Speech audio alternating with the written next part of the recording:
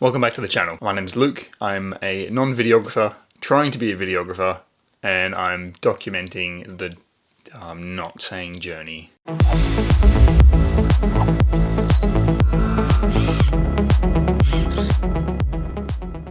As always with my videos, I am going to ramble on at the start, so if you want to skip to the important part of the video, then head to the timestamp up here. Otherwise, I've got some things that I want to talk about before we get into it. I'm always thinking about this YouTube channel that I'm making, and I would love for it to be able to help even one person who is kind of struggling to find their own creative thing see that you can just start trying things out and giving things a go, and hopefully that gets you to the place that you want to be. Now, I'm not saying I'm there yet either, but maybe seeing me try out some things and push forward, I might be able to make some videos in the future where I've made it to a point that I'm quite happy doing something, and these videos have shown what to do along the way, in my personal experience. One thing I'm trying to figure out is how I want this channel to look. A lot of this is just making videos when they come to me and watching and seeing what shape this channel takes on. I do run into problems where if I can't figure out what video to make next, I don't really have a structure to tether my ideas to. So this is something I want to be a little bit more clear with this channel. So I was brainstorming this morning before I started filming this video, and I think I've got a little bit more clarity on the whole thing now. The starting series aspect of my channel is going to still be documenting me trying to get to a creative career. Like this video, for instance, is about starting up a videography business, so it ties into that topic. So it's part of the starting series. I think some other videos I might start making will be more educational, where I can focus on a specific single topic instead of just updating you with what I'm doing in my life. And now this is something I was unsure about for a really long time. I think I said this in my first video, I'm not an expert in anything, so I haven't really felt that it's my place to start teaching people. But I think if I can start learning something and I can understand it well enough to be able to teach it to even just one person, then I think it's a worthwhile thing to try. I'm going to ignore how I feel about not being qualified to teach anyone, and I might just start trying to talk about topics that I'm currently learning and seeing if I can share some of the value that I'm getting out of it with you. So with that aside, and before this battery runs out, let me get into this video. Now, I just want to mention the light I normally use is at the new place, so at the moment I'm having to make do with a brightly lit window. So I'm starting a videography business, or more, I'm creating a brand where I'm advertising myself as a freelance videographer. I mentioned in the last video how amazing a certain podcast has been for me recently, the Videography Academy podcast, and although I'm still not really clear on how to make and run a business, I feel like it gave me enough information to come up with some steps as a starting point for myself. I'm by no means an expert. I've never run a business. I don't know if this is going to be successful or not, so definitely don't take my advice.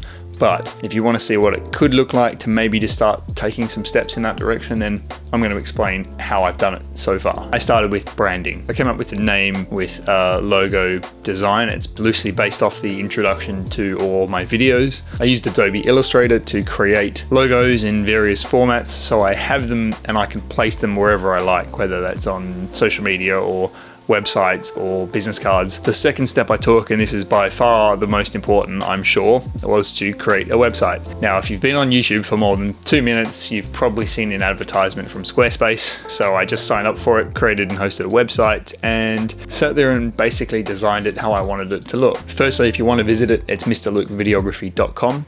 You can check the website out, it should be live. If it's not, then I have a big problem. So that's branding a website out of the way. The next step that I did was to start creating something that I can use as a backup portfolio. This isn't the kind of work I want to put on my website, but I wanted to be able to show something just in case someone reached out and said, hey, I'm interested in working with you, but we'd like to see something that you can do. I'm trying to go for real estate videography, so I figured it made sense to make a real estate video, and that's what I did. So I created a spec video, which is short for speculative video. I used the new house we're moving into. I left out all of the rooms that are still needing renovation, so it ended up only being the outside kitchen and the bathroom next to the kitchen, but it's something that I can show people. Now I've finished the spec video, I'm just in the process of uploading it. I'm not going to show you in this video. If it's something that you're interested in seeing, subscribe to the channel. I'll probably probably have that coming in the next few weeks, I think. Pretty happy with it. I think for a first video, it's good enough. There are some things I already don't like about it. I definitely run into some limitations with the laptop that I'm using. I'm going to talk about that in a second. But I'm pretty happy with how the video came out, and I think as a starting point, it's a good thing to show someone that I can do something in terms of real estate videography. After the spec video for my portfolio comes creating a contact list and reaching out to people. This is the point that I'm up to at the moment. So I'm doing more research and I'm looking for potential clients, people that might want my services. Created a spreadsheet and I'm basically compiling all of their information and notes about them in preparation to reach out and offer my services. The process of reaching out is probably going to need to take some thought. So I think I will probably draft up an email phrasing exactly what I'm after and what I want. I basically want to make it as easy for the person that I contact to say, yeah, sure, come along, shoot a video for us. So I need to work out exactly how to word that, but I also want to make sure that I am saying something along the lines of, I'm free at the moment,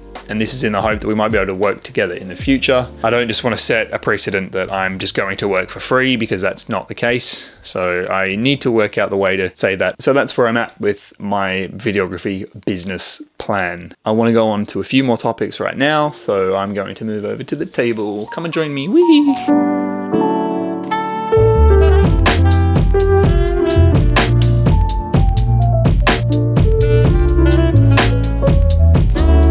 Welcome. Anyway, I decided I was going to do real estate videography, and I think with that kind of work, there is a minimum amount of equipment that you need to do your job effectively. That's basically how I justified these purchases. I've been using the Canon A7iii for quite some time. I bought this camera before I really knew much about videography and definitely what I wanted to do with it. The reason I've upgraded again was because I reached a point, and I had this point in mind for a long time, and I knew that when it came, I was going to have to fork out some more money for a new system. If I wanted to do real estate videography with the Canon camera that I have, I was going to need to pick up another lens, a very wide lens. That's what you need to shoot videography. Lenses are very expensive. If I just stuck with the Canon and bought a lens, then if I ended up changing again, I would just have another lens that I needed to sell, and that would have been a big pain. So I figured if I reached the point where I needed to buy a new lens, I was probably going to have to buy the new camera as well. So the time came, I decided I was going to do real estate videography and I needed a wide lens. So I pulled the pin and I picked up the Sony A7iii, this one. I picked it up secondhand from a company here in the UK. They get the cameras in, they do all the checks, they make sure that it's perfectly working condition. They also have a warranty for it, so I saved a lot of money picking this up secondhand. The money that I saved, I was then able to put into the lenses that I wanted for the camera. So as I said, with real estate videography, and you'll see me using this lens in the future video when I show you the actual real estate video I made, is the Tamron 17 to 28mm. This is great. This lens is really awesome. It's so lightweight considering the actual size. The zoom doesn't extend out of the camera, which I like. Also with the Sony, I picked up a 1.8 55mm lens. This one was really affordable for the price I got it. I found it on discount. I'm not sure how much I paid for it, but it was a lot less than its retail value. It's small, it's compact. This will cover any of the other shots that I need. These two lenses cover me for everything now. I don't have a really high zoom, but to be honest, I don't think I'll be using something like that for a while. The aperture's low, they're lightweight, they're small. Perfect lens combination for me at the moment.